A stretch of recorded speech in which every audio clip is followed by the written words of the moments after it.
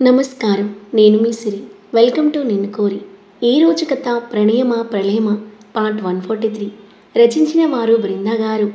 ఇక కథలోకి వెళ్తే కృతి చేతి రింగుపై ఆది ముద్దు పెట్టగా ఆ చిన్న ముద్దుకి కృతి మది పరవశించిపోయింది. చెమ్మగిలిన కళ్ళతో ఆదిని ప్రేమగా చూస్తుంటే ఆమెని చూస్తూ లేచి నిలబడ్డ ఆది ఆమె ముందు చేయుంచాడు. అతని కళ్ళలోకి కళ్ళు కలిపి చూస్తూ హ్యాపీగా రింగ్ తొడిగింది. వెంటనే కంగ్రాట్స్ అంటూ అందరి అరుపులతో పాటు అక్షింతలు వర్షంలా ఇద్దరిపై కురిశాయి. ఆ తర్వాత జంటగా కేక్ కట్ చేసి ఒకరినొకరు తినిపించుకొని బంధువులు ఫ్రెండ్స్ అంతా గిఫ్ట్స్ ఇస్తూ విషెస్ తెలుపుతూ ఉంటే ఫోటోలకు ఫోజులిచ్చారు. కంగ్రాట్స్ బ్రో, కంగ్రాట్స్ కృతి అని దర్శన్ ఇద్దరికి హ్యాండ్ ఇచ్చి ఫోటోకి ఫోజ్ ఇచ్చాడు. మీ హీరో చాలా బాగున్నాడు. మీ వన్ సైడ్ లవ్ సక్సెస్ అయినందుకు ఐఎమ్ రియల్లీ హ్యాపీ. తను చాలా లక్కీ అని దర్శన్ కృతి చేయి పట్టుకుని నవ్వుతూ మాట్లాడుతుంటే ఇతనెవరు మనసులో అనుకుంటూ వాళ్ళ వైపే చూస్తున్నాడు ఆది. అతను దర్శన్. మీ కృతి కోసం పెళ్లి చూపులకు వచ్చాడు చూడు, అతనే. బాగున్నాడు కదా? ఉదయ్ ఓరగా చూస్తూ అంటుంటే చురుగ్గా లుక్కిచ్చిన ఆది అంత బాగుంటే వాడితో పెళ్లి చేయక నన్నెందుకు ఇరికించారు అన్నాడు ఉదయ్ నవ్వుతూ. అప్పుడే జలసీనా అని కళ్ళెగరేశాడు. అంతలేదు అని మొహం తిప్పుకున్నాడు ఆది. అక్షయ్ పిలవడంతో దర్శన్ స్టేజ్ దిగి అతని దగ్గరికి వెళ్ళగా నిఖిల్ ఫోటోగ్రాఫర్ పక్కనే ఉండి ఆది కృతి క్లోజ్గా ఉండేలా డిఫరెంట్ ఫోజ్లలో పిక్స్ తీయిస్తూ ఉంటే ఇబ్బందిగా అనిపించిన ఏమీ అనలేక సైలెంట్గా ఉండిపోయాడు ఆది. ఆది ఫేస్లో ఎక్స్ప్రెషన్స్ గమనిస్తూ బిడియంగానే ఫోజులిస్తుంది కృతి. ఫోటో సెషన్ అయిపోయాక అందరి జంటలు ఫ్యామిలీతో పాటు కలిసి భోజనం చేసేశారు కాబోయే కొత్త జంట. సాయంత్రం వరకు ఫ్రెండ్స్ బంధువులంతా వెళ్ళిపోగా ఆది కృతిలకు బాయ్ చెప్పి ఫ్యామిలీతో పాటు అభి ఇంటికి బయలుదేరాడు. ఆ తర్వాత అన్ని జంటలు ఎవరి ఇంటికి వాళ్ళు వెళ్ళిపోగా కార్యక్రమం అయిపోయాక పెళ్లి గురించి కాసేపు డిస్కస్ చేసి అక్కడి నుండి ఇంటికి వెళ్ళిపోయారు ఆది వాళ్ళు. గదిలోకి వచ్చిన కృతి తన చేతికి ఉన్న రింగ్ని చూసి మురిసిపోతూ ఆది కిస్ చేసింది గుర్తు చేసుకుని తన రింగ్పై చిన్నగా ముద్దు పెట్టి పెళ్లితో ఆదితో ఒక్కటయ్యే అందమైన క్షణాల కోసం ఎంతో హ్యాపీగా ఎదురు చూస్తూ ఉంది.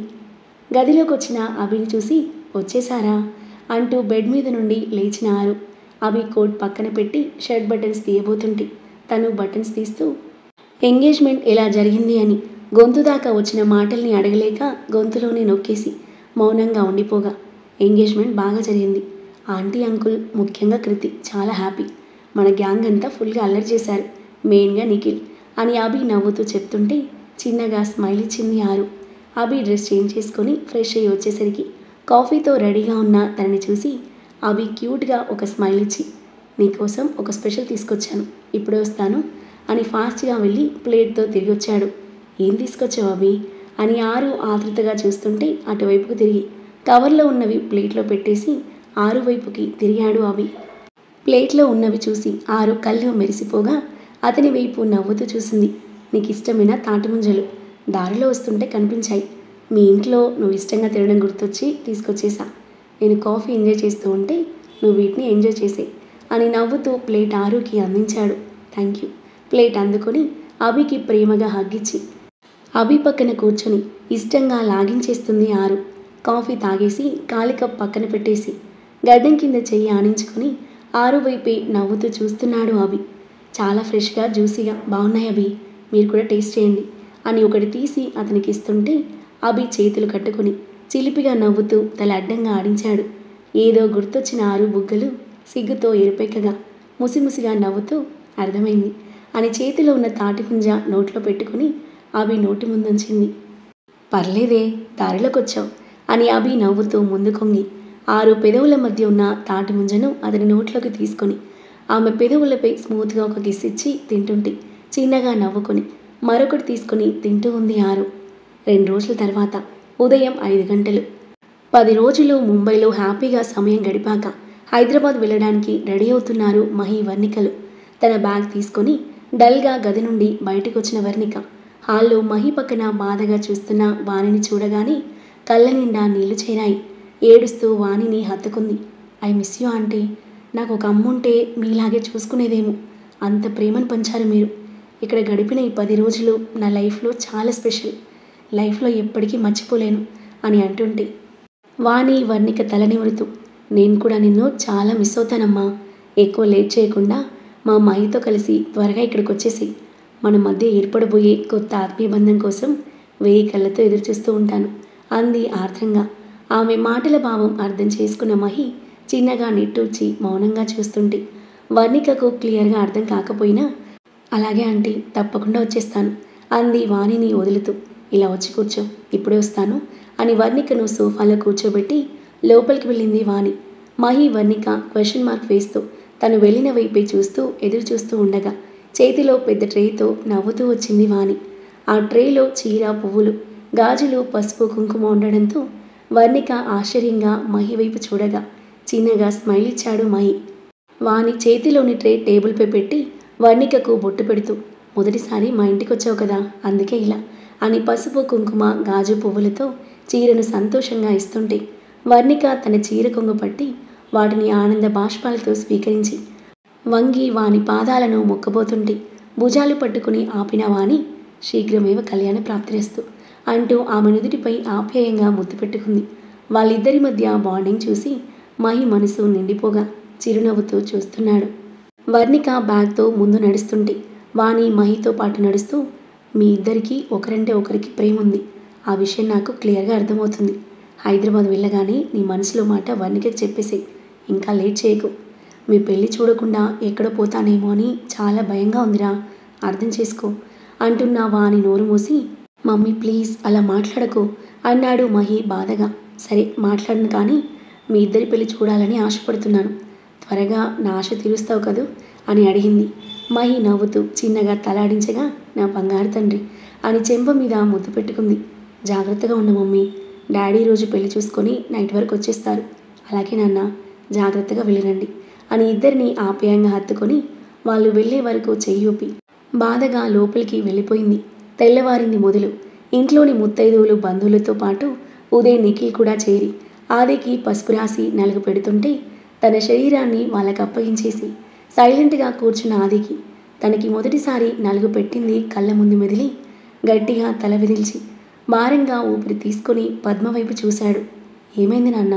కొడుకు మోములో మారిన భావాన్ని గమనించి గాబరాగా అడిగింది పద్మ.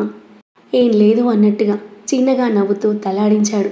మంగళ స్నానాలు చేయించాక పెళ్లి బట్టల్లో రెడీ అయిన ఆదిని చూడగానే సంతోషంతో ఆమె కళ్ళలో నీళ్లు చేరాయి. సంవత్సరానికి పైగా దూరంగా ఉన్న కొడుకు తిరిగి రావడం, ఇంత త్వరగా పెళ్లి జరుగుతుండడం అంతా కలలా ఉంది పద్మకి. అతని కళ్ళ నిండా చూసుకుని మెటుకలు విరిచి కళ్యాణ తిలకం దిద్ది అతని హత్తుకొని ఎమోషనల్ అయింది పద్మ. అమ్మ ప్లీజ్ ఏడవకు ఆమె వెన్ను నిమురుతూ అన్నాడు ఆది. ఇవి ఆనంద బాష్పాలన్నా, ఈ రోజు కోసం ఎంతగా ఎదురు చూశాను, ఇన్నాళ్ళకి నా కల నెరవేరింది అని అతని వదిలి కళ్ళ నీళ్లు తుడుచుకుంది. ఉదయ్, మీరు కూడా త్వరగా రెడీ అవ్వండి, కాసేపట్లో కళ్యాణ మండపానికి బయలుదేరదాం అని పద్మ వేరే పనుల్లో మునిగిపోయింది. కాసేపటికి అందరూ రెడీ అయ్యి ఆదితో పాటు కళ్యాణ మండపానికి చేరుకున్నారు. మండపం దగ్గర కేశవ్, మహేంద్రలతో కలిసి ఏర్పాట్లు చూస్తున్న అవి ఆదిని చూసి నవ్వుతూ ఎదురొచ్చి హత్తుకుని వదిలి, it's your day, most memorable day, be happy అన్నాడు. చిన్నగా నవ్వుతూ ఓకే అన్నట్టుగా తలాడించి మండపంలోకి కదిలాడు ఆది. పీటల మీద కూర్చొని పంతులు గారు చెప్పినట్టు నిరాసక్తిగా చేస్తున్నాడు. దర్శన్తో పాటు మండపానికి చేరుకున్న మహేంద్ర కోసం చుట్టూ వెతుకుతూ తనకి ఫోన్ చేశాడు. గెస్ట్లతో మాట్లాడుతున్న మహి నెంబర్ చూసి నవ్వుతూ లిఫ్ట్ చేసి, హాయ్ మహి, వచ్చేసావా అని అడిగాడు. హా డాడ్, ఎక్కడున్నారు? ఇక్కడే మండపం దగ్గర అని మహేంద్ర చెప్పడంతో అక్కడికి వెళ్తుండగా ఎదురొచ్చిన మహేంద్ర ఆప్యాయంగా హత్తుకుని వదిలి, ఎప్పుడొచ్చావు? వర్ణికను తీసుకురాలేదా అని అడిగాడు నవ్వుతూ. నో డాడ్, తన ఆఫీస్కి వెళ్ళింది అని బదిలిచ్చి మహి మాట్లాడుతూ ఉంటే కళ్యాణ్తో పాటు వెళ్తున్న అక్షయ్ వీళ్ళిద్దరినీ గమనించి, మహిత్కి మామ తెలుసా? చూస్తే ఎప్పటి నుండో పరిచయం ఉన్న వాళ్ళలా చాలా క్లోజ్గా మాట్లాడుకుంటున్నారు అని అనుకుంటుండగానే అభి హాయ్ మహిత్ అంటూ మహిత్కి హగ్గిచ్చి నవ్వుతూ మాట్లాడుతున్నాడు. అక్షయ్ ఆశ్చర్యంగా చూస్తూ, పరిచయం ఉన్నట్టు కూడా మహిత్ ఎప్పుడు చెప్పలేదు, మేబీ ఈ మధ్యలో పరిచయం అయి ఉంటారు అనుకుంటూ త్వరగా రారా అని కళ్యాణ్ లాక్కెళ్తుంటే అతనితో పాటు వెళ్ళిపోయాడు. కాసేపటికి పంతులు గారు అమ్మాయిని తీసుకురండి అని చెప్పడంతో వైష్ణవి, ధరణి కృతిని తీసుకుని మండపానికి కదిలారు. Red colour heavy border, gold colour grand silk sari, ఒంటి నిండా బంగారు ఆభరణాలతో కోరిన వాడిని చేసుకుంటున్న ఆనందంలో వెలిగిపోతున్న కాటక కళ్ళు, సిగ్గుతో ఎరుపెక్కిన చెక్కిలి మీద కాటక చుక్క, అందంగా విచ్చుకున్న ఎర్రని పెదవులతో ముగ్ధ మనోహరంగా మెరిసిపోతున్న కృతి చేతిలో కొబ్బరి బొండంతో అడుగులు అడుగు వేసుకుంటూ వస్తుంటే పూజ చేస్తూ పరాగ్గా తలెత్తి చూసిన ఆది ఆమెను పైనుండి కింద వరకు ఒకసారి చూసి చూపు మరల్చుకున్నాడు. కృతిని తీసుకొచ్చి ఆది ఎదురుగా కూర్చోబెట్టి మధ్యలో తెరకట్టగా అందులో నుండి ఆదిని తొంగి తొంగి చూడడానికి ప్రయత్నిస్తున్న కృతి పంతులు గారు జీలకర్ర బెల్లం పెట్టమనడంతో ఆది తల మీద జీలకర్ర బెల్లం పెడుతూ తెర తొలగిపోవడంతో కనిపించిన ఆది రూపాన్ని అలాగే చూస్తుండిపోయింది.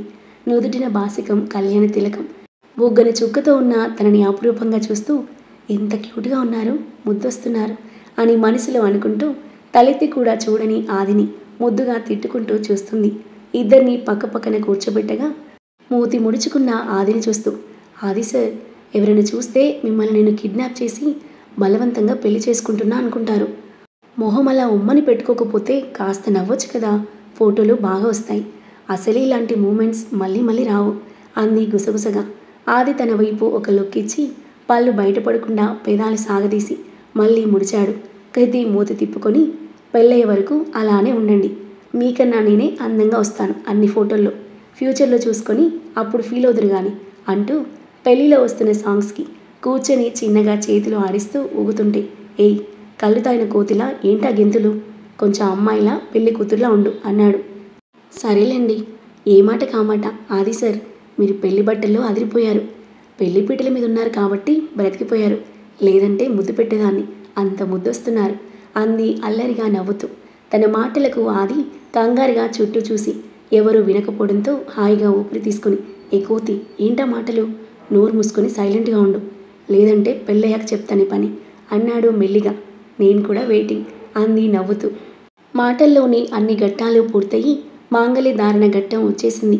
భజంత్రులు భజంత్రులు, బాబు అమ్మాయి మెడలో తాళికట్టండి అని పంతులు గారు ఆది చేతికి తాళని ఇవ్వగా తను ఎన్నాళ్ళుగానో ఎదురు చూస్తున్న అపురూపమైన క్షణం తన కళ్ళ ముందు నిలిచిన ఈ శుభతరుణంలో సంతోషంతో కృతి మనసు కొత్త అలజడికి లోనవుతుంటే భజంత్రిలతో పాటు ఆమె గుండె వేగం ఒక్కసారిగా పెరిగిపోయింది.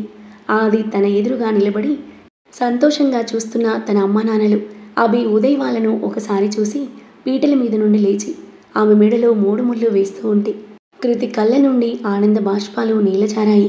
చేజారిపోతుందేమో అనుకున్న తన ప్రేమ అదృష్టంలా వరించి ఇప్పుడు తన మెడలో మంగళసూత్రంగా చేరగా దాని చేతిలో పట్టుకొని కళ్ళ నిండా చూసుకొని మురిసిపోతూ కళ్ళకు అద్దుకుంది.